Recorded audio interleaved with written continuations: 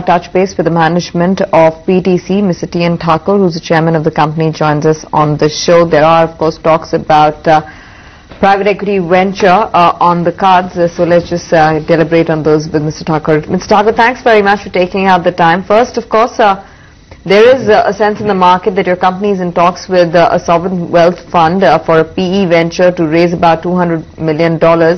By when can we expect this transaction to be completed? The term sheet has already been signed, and we are hoping that the transaction should be completed by the end of this financial year. But as you know, in all this fundraising, you just can't imagine the timeline, and always there are hiccups. But term sheet has been signed, and both the parties are very serious, and therefore we hope that it will be transacted soon. So, Mr. Thakur, good morning, Neeraj here.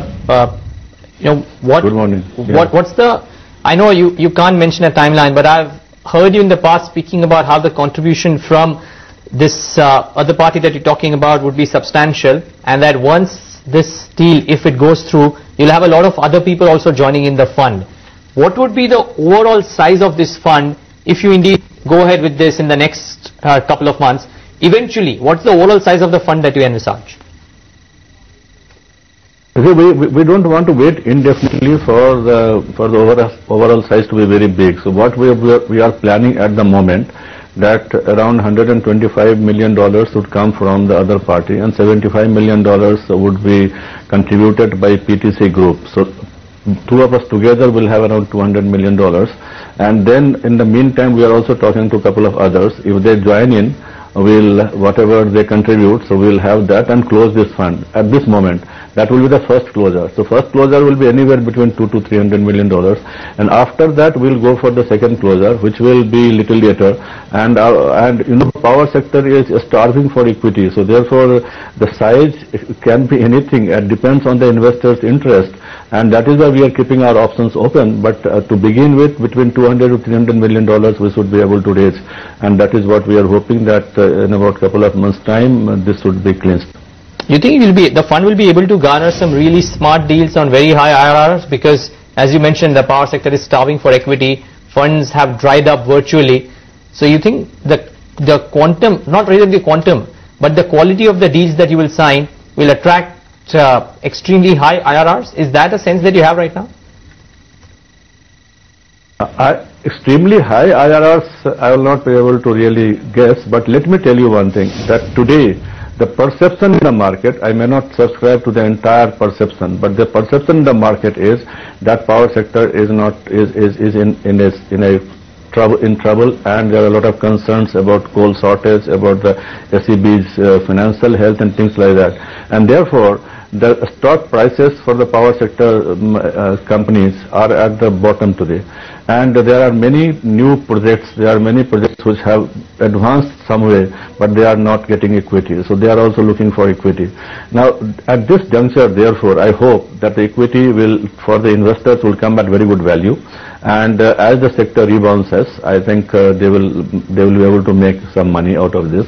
And let me also tell you that when you are investing in power sector, actually you should not take a very short-term view of the sector, and it should be a little longer-term view. Now, by longer-term view, I mean about 3 to 5 years. If you have a 3 to 5 years horizon for investment into the Indian power sector, and if you can have that patience, I'm sure people will make money, because today the developers of the projects are not expecting very high valuation because the market is down.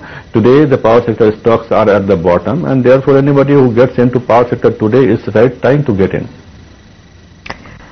Right, Mr. Thakur, then could you give us an update on how the dues receivable from Uttar Pradesh as well as the Tamil Nadu State Electricity Board stack up at this juncture? What are the payments that you're expecting from them?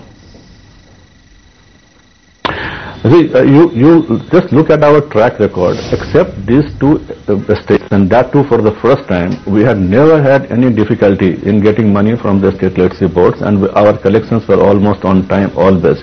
We have collected more than 50,000 crores of rupees over the last 10 years from the same state electricity boards in the country, and we have not been in distress at all at any point of time. This time what happened, that during the elections we supplied some power to Tamil Nadu State Electricity Board, and that payment got delayed. Now, as you know, the state government is already has agreed to give them state government guaranteed bonds of about 6,000 crores.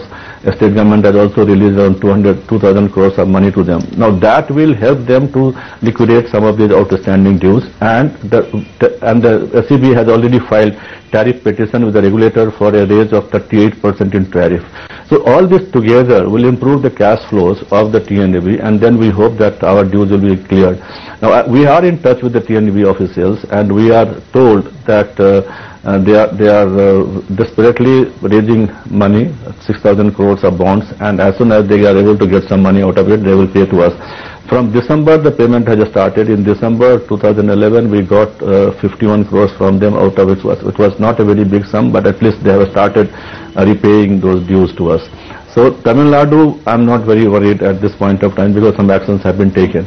Now UP, I hope that after the elections, well, now UP is right now in the election mode, but even before the elections, they are saying that they will clear some of the dues because they are also raising money from the market.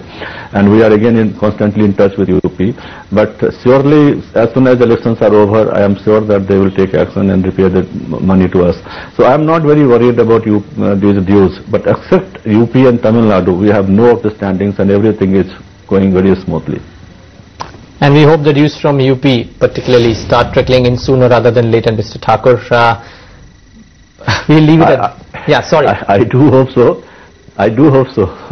Oh yes, indeed. Yes, I do hope so because we are constantly in touch with the chairman and others. So they have been promising that this is at the prime of their mind, and they will certainly try to do.